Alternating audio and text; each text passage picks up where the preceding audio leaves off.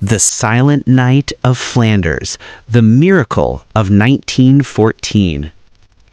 The mud didn't just cover you, it consumed you. It was a living, breathing entity in the trenches of Flanders, a thick, freezing slurry that swallowed boots, ammunition, and hope with equal indifference. But on this specific night, the mud had hardened, the temperature had plummeted, turning the scarred earth of Belgium into a jagged landscape of frost and iron. It was December 24th, 1914. The Great War was only 5 months old, yet it had already claimed hundreds of thousands of souls. To the American observer, looking back through the lens of history, the First World War often feels like a grainy, black-and-white newsreel of distant chaos. But for Private William Billy Turner of the British Expeditionary Force, the Royal Warwickshire Regiment, it was Technicolor horror. He sat shivering in a dugout south of Ypres, clutching a rifle that felt like a block of ice. Billy was 19. He should have been in a warm pub in Birmingham listening to his father read the Gospel of Luke. Instead, he was staring at a rat gnawing on a discarded boot. "Keep your head down, lad," Sergeant Miller growled, lighting a damp cigarette. "Jury's quiet tonight. That means they're plotting something." Jury was the German army, entrenched less than 100 yards away. In some places, the enemies were so close they could hear each other cough. For weeks, the routine had been the same. Artillery in the morning, snipers at noon, misery at night. But this night, the artillery had stopped. The silence was louder than the guns. The light in the darkness. The sun had set early, dragging a heavy curtain of stars across the sky. The frost began to sparkle under the moonlight. Billy rubbed his gloved hands together, trying to feel his fingers. He looked over the parapet, a dangerous move, usually resulting in a sniper's bullet through the brain. "Sarge," Billy whispered, his voice trembling. "Look." Miller shimmied up beside him, rifle raised. "What is it, a raid?" "No, lights." Across the desolate strip of earth known as No Man's Land, a graveyard of barbed wire and unburied bodies, tiny flickers of golden light were appearing along the German parapets. One by one they ignited, stretching for miles like a string of fireflies. "Lanterns?" Miller squinted. "Are they signaling?" "No," Billy said, straining his eyes. "They're trees." It was the most surreal sight of the war. The Germans were placing small Tannenbaum, Christmas trees, atop their trenches. Candle flames danced in the freezing wind, defying the darkness. Then, the sound drifted across the frozen mud. It wasn't a war cry. It wasn't a scream of pain. It was a rich baritone voice, soon joined by hundreds of others. "Stille Nacht, heilige Nacht." Billy didn't speak German, but he knew the melody. Every Christian in the world knew the melody. "Silent night," Billy breathed. The British soldiers in the trench froze. Guns were lowered. Men who had been cursing the cold moments ago stood up, mesmerized. The German harmony was perfect, a solemn hymn rising into the clear winter air, washing over the blood-stained ground. When the Germans finished, a heavy silence returned. Then, from further down the British line, a lone Scottish voice shouted, "Give 'em one back, lads!" A ragged chorus of British voices began to sing, "The first Noel, the angels did say." It was a duel, not of bullets, but of carols. The Germans applauded across the divide. They answered with, "O Tannenbaum." The British countered with, "O come all ye faithful." For an hour, the war was suspended by the sheer power of liturgy. The hatred indoctrinated into these men, that the Germans were monsters, that the British were heathens, began to dissolve under the weight of their shared faith. They were singing to the same God, celebrating the birth of the same Prince of Peace. The impossible step. The singing died down around midnight. The tension returned, but it was different now. It wasn't the tension of fear. It was the tension of curiosity. From the German side, a voice shouted in broken English, "English soldier, you no shoot, we no shoot." "Don't trust him, Miller," a corporal hissed. "It's a trap." But Billy watched as a silhouette climbed out of the German trench. The figure stood tall in the moonlight, hands raised, holding nothing but a lit cigarette. "My God," Miller whispered. Billy felt a strange magnetism. Without waiting for orders, he placed his Lee Enfield rifle against the mud wall. "Turner, get back here!" Miller barked. Billy ignored him. He climbed the ladder, he stepped over the sandbags. He stood up in no man's land. The air was crisp. The smell of death was still there, but it was masked by the scent of the German pine trees. Billy walked forward, his boots crunching on the frozen earth. He saw the German soldier walking toward him. They met in the middle amidst the tangles of barbed wire. The German was young, perhaps 20. He wore a gray tunic and a spiked helmet. He had kind eyes. "Merry Christmas," Billy said, his voice cracking. The German smiled and extended a hand. "Merry Christmas, Englishman." They shook hands.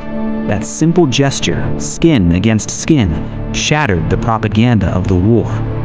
Within minutes, the trickle became a flood. Hundreds of soldiers from both sides climbed out of their holes. The scene that unfolded was something out of a dream. Men who had been trying to kill each other hours ago were now swapping cigarettes, chocolate, and buttons. The communion of foes. The interactions were awkward at first, then frantically human. Billy found himself trading a tin of British bully beef for a German sausage. He showed the German soldier, whose name was Hans, a picture of his family in Birmingham. Hans showed him a picture of a girl in Munich. "She waits for me," Hans said in halting English. "My girl too," Billy lied, just to share the moment. But amidst the laughter and the trading of souvenirs, a somber reality set in. No Man's Land was littered with the bodies of men who had fallen in the attacks of the previous week. They lay frozen in twisted shapes. By unspoken agreement, the truce turned into a funeral. Soldiers from both armies began the grim task of gathering their dead. But in a twist that defies all military logic, they helped each other. A German helped Billy carry a British lieutenant. A Scot helped dig a grave for a Saxon corporal. When the bodies were laid in shallow graves, a hush fell over the crowd. A British chaplain appeared, reading from a small Bible. A German divinity student stood beside him. Together, in 2 languages, they recited the 23rd Psalm. "The Lord is my shepherd, I shall not want. Der Herr ist mein Hirte, mir wird nichts mangeln." Billy stood next to Hans, heads bowed. Tears streamed down faces caked in grime. In that moment, there were no allies, no central powers. There were only men, fathers, sons, brothers, standing before God, recognizing the tragic absurdity of their situation. The theology of Christmas, God becoming flesh to dwell among men, took on a visceral, physical reality. The game. As the sun rose on Christmas Day, the frost began to melt slightly, but the truce held. The most famous legend of that day is true: the soccer game. It wasn't a professional match. Someone produced a battered leather ball, or perhaps a tin can in some sectors. Coats were thrown down as goalposts. It was chaos. 50 men to a side, slipping and sliding in the mud, laughing hysterically. A Scotsman in a kilt kicked the ball past a German in heavy boots. There was no referee. There were no fouls. Just the pure, unadulterated joy of play. For a few hours, the war wasn't just paused, it was erased. Billy watched the game, smoking a German cigar that tasted like burning hay. He felt a profound sense of dislocation. How, he wondered, am I supposed to kill these men tomorrow? He turned to Hans. What happens now? Hans looked at the horizon, where the sky was turning a bruised purple. The generals, they will be angry. I don't hate you, Hans. I know, Hans said softly. I do not hate you, Billy, but we are small men. The big men, they move us like chess pieces. The end of the dream. The truce didn't end with a bang, but with a slow, agonizing return to reality. As the sun set on Christmas Day, the officers began to reassert control. Messages arrived from high command on both sides. The generals were furious. Fraternization with the enemy was treason. Orders were screamed. Return to your trenches. Prepare for combat. Billy and Hans stood near the British wire. The magic was fading. The cold was returning. "You should go," Billy said. Hans nodded. He reached into his pocket and pulled out a small silver button from his tunic. He pressed it into Billy's hand. "For luck," Hans said. Billy gave him a British coin. "Stay safe, Hans." "Auf Wiedersehen, Billy." They turned their backs on each other and walked away. The distance between them grew. 5 yards, 10 yards, 50 yards. Back into the mud. Back into the holes in the ground. At midnight, a flare shot up from the British line. A machine gun stuttered in the distance, testing the range. The war had returned. The legacy. The fighting that resumed was ferocious. The war would drag on for 4 more years. It would introduce poison gas, tanks, and horrors previously unimagined. Millions would die. Billy Turner survived the war, though he left a part of his soul in Flanders. He returned to Birmingham, married and had children, but every Christmas Eve he would sit by the window, staring at the stars. He never spoke much about the war, except for one story. He would tell his grandchildren about the night the guns stopped. He would show them a tarnished silver button with a German crest. He would tell them, "It happened. They say it's a myth, but I was there. I shook their hands. We sang Silent Night together." The Christmas Truce of 1914 remains the most singular event in military history. It wasn't a strategic ceasefire negotiated by politicians. It was a spontaneous uprising of the human spirit, driven by the shared heritage of the Christian faith.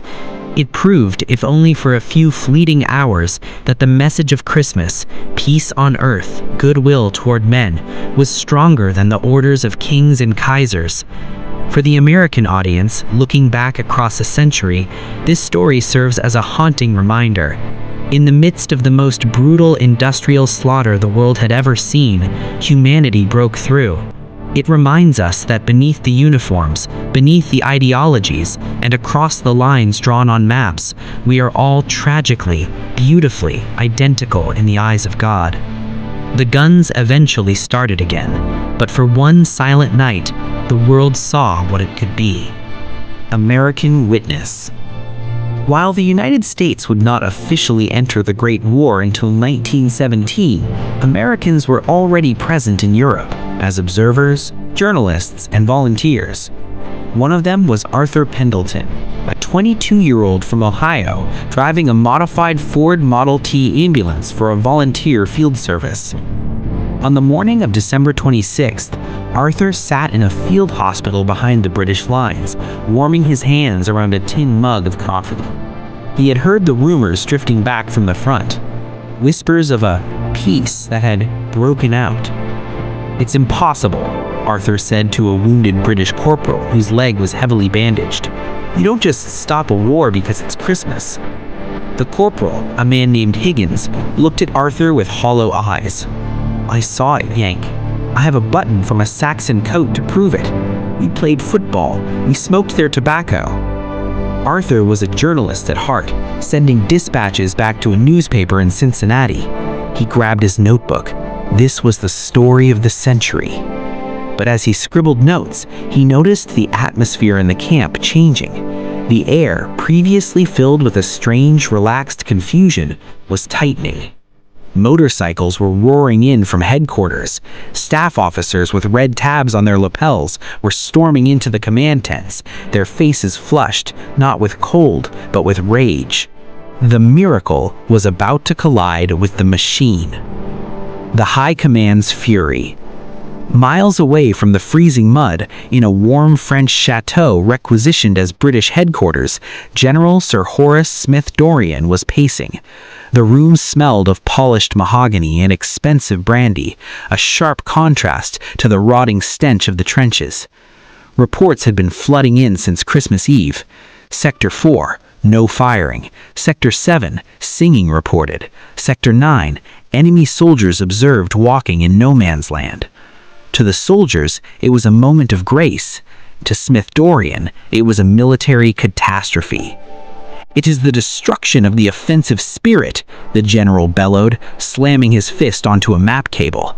"If soldiers realize the enemy is human, they will cease to be effective killers. This fraternization is tantamount to mutiny." He turned to his aide. "Issue a strict order immediately to all corps commanders. Any soldier found fraternizing with the enemy is to be court-martialed. If the Germans show their heads, shoot them. If our men refuse to shoot, bring up the artillery and shell the area indiscriminately." The order was typed out, stamped, and dispatched. It rippled down the chain of command like a shockwave, from the chateau to the division, from the division to the brigade, from the brigade to the battalion, and finally to the wet, freezing dugout where Billy Turner was sitting. The betrayal of trust. December 26th, Boxing Day. The mist was heavy. In the trenches, the mood was hungover. The euphoria of Christmas was replaced by a gnawing anxiety. Billy Turner looked at the silver button Hans had given him. He felt like he was holding a secret that could get him killed. Captain Reynolds, Billy's commanding officer, walked down the line. His face was pale. He had just received the orders from HQ. Reynolds was a decent man, a school teacher before the war, but he was trapped by duty. "Right, listen up," Reynolds barked, his voice lacking its usual confidence. "The holiday is over. High Command has ordered a resumption of hostilities. Anyone seen trading with Jerry will be shot. Is that clear?" Silence answered him. Billy whispered to Sergeant Miller, "We can't just shoot them. Hans is over there." "Shut your mouth, Turner," Miller hissed, though his eyes showed he felt the same sickness. Across no man's land, the Germans seemed to be under similar pressure. The Christmas trees were gone, the parapets were bare, but no one was firing. The silence was heavy, pregnant with hesitation. Then the tragedy struck. About 200 yards down the line, a German soldier, perhaps not having received the new orders, or perhaps believing the truce would last until New Year, climbed onto his parapet. He waved a bottle of wine, shouting a friendly greeting. "Sniper!" Captain Reynolds shouted. "Take him down!" No one moved. The British soldiers stared at the waving German. "That is a direct order!" Reynolds screamed, pulling his service revolver. "Fire or I will have you all up on charges!" A crack rang out. It wasn't Billy. It was a new recruit, a terrified boy from London who feared his officer more than God. The German soldier dropped the wine bottle. He crumpled forward, falling face first into the mud of no man's land. The bottle didn't break. It rolled away, glistening in the frost. A collective gasp went up from both trenches. Then the spell broke. The German line erupted in fury.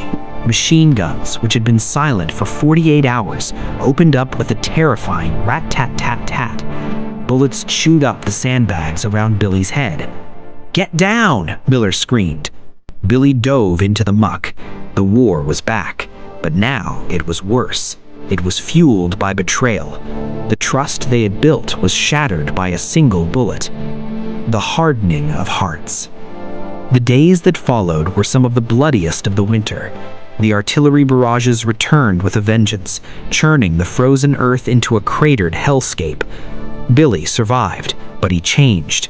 The boy who had sung carols was gone.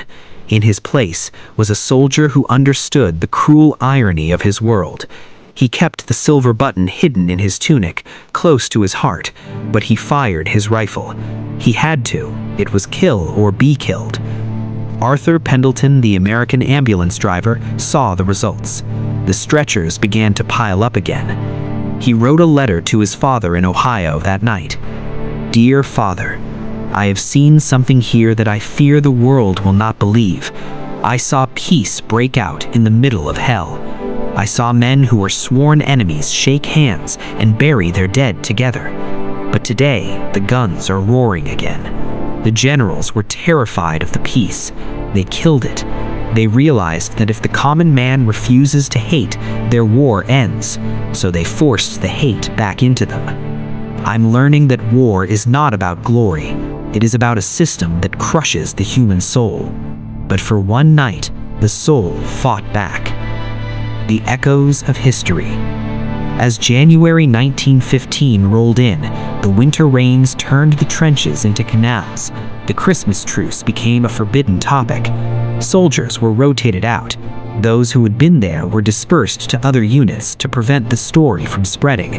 The High Command wanted to erase the memory, but they couldn't. Letters managed to slip past the censors. Photographs taken with primitive cameras showing Germans and British smoking together made their way to London and New York newspapers. The New York Times ran a story. The world was stunned.